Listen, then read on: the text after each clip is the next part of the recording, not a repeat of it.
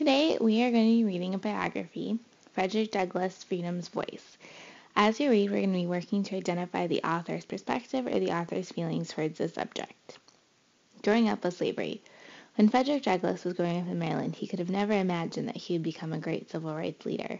Born Frederick Bailey, he was enslaved or living in slavery until the age of 20.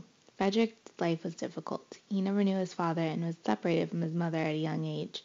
If he dared to defy his master in any way, he was punished. One of the few bright spots of his youth was being taught to read by the wife of a slaveholder. Perhaps it was his love of words, along with his courage, that inspired Frederick to reach for the kind of life he was entitled to have. A life-changing speech. In 1838, Frederick sought his freedom by escaping to the North. In New York City, he married Anna Murray. Then he and Anna moved to New Bedford, Massachusetts. Frederick changed his last name to Douglass to protect himself against slave catchers. This was just the first of many changes. He also discovered a group of people, abolitionists, who shared his hope of ending slavery. He read about the abolitionist movement in William Lloyd Garrison's newspaper, The Liberator. Frederick devoured every issue because the ideas inspired him so much. He soon began speaking against slavery at church meetings he attended. In 1841, the Massachusetts Anti-Slavery Society held a meeting in Nantucket. Frederick was eager to hear the abolitionist speakers and traveled to the meeting with anticipation. However, when he arrived, something totally unexpected happened. An abolitionist who heard Frederick speak at a church meeting asked him to speak in front of this large gathering. Frederick went to the front of the meeting hall, trembling with fright. At first, he spoke quietly and hesitantly. He felt anxious standing in front of so many people, especially white people. However, once he got started, his fear evaporated. He spoke from his heart, describing the horrors of slavery. Frederick was a stirring speaker, articulate and outspoken. At the end of his speech, the audience's reaction was spontaneous. Suddenly, everyone stood up and cheered. Among those cheering was none other than William Lloyd Garrison. After the meeting, Garrison congratulated Frederick and offered him a job as a speaker for the society. Frederick agreed and was hired as a full-time lecturer. He felt he had found a purpose for his life. Frederick traveled through New England and the Midwest, giving passionate speeches that captivated audiences. It was impossible to listen to his powerful words and remain neutral. Frederick had a commanding presence and spoke with eloquence and dignity. He was making a name for himself. Okay, so now I'm going to go back and I'm going to reread and try to identify the author's perspective or the author's feelings about Frederick Douglass. I'm going to zero in on this last paragraph over here.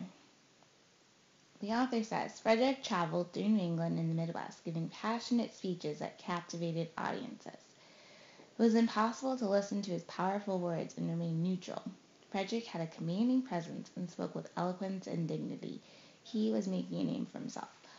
I am going to pay very specific attention to these adjectives. Passionate speeches, powerful words, commanding presence. I'm also going to pay attention to these vivid verbs, captivated audiences, and how they describe Frederick Douglass as speaking with eloquence and dignity. So if I look at these words, passionate, captivated, powerful words, commanding presence, eloquence, and dignity, what does this tell me about the author's feelings or their perspective about Frederick Douglass? Okay, so I've taken what we underlined before and put them over in my graphic organizer. So my key details that tell us the author's perspective. He gave passionate speeches that captivated audiences. He had powerful words. Frederick had a commanding presence and spoke with eloquence and dignity. These are all my details in my text evidence. Now I have to go over to the author's perspective and put them together. What does that show us about the author's perspective? What does that show us about the author's feelings about his or her subject? So I'm going to look at all my evidence that they gave passionate speeches, he had powerful words, he had a commanding presence, and spoke with eloquence and dignity. And I am going to infer, or put all of those together, and combine it with my background knowledge that the author's perspective about Frederick Douglass is the author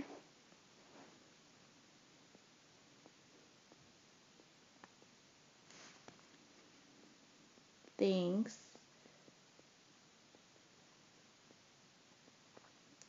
Frederick Douglass is an important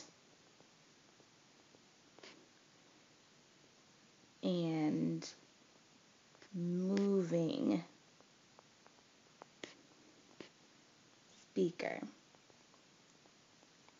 I came up with this inference because someone who gives passionate speeches, who has powerful words, who has a commanding presence, and speaks with eloquence and dignity, you can infer that they believe that this person is important and they are a moving speaker. They're describing how they are as a speaker in front of an audience, so you make an inference that the author thinks that Frederick Douglass is an important and moving speaker.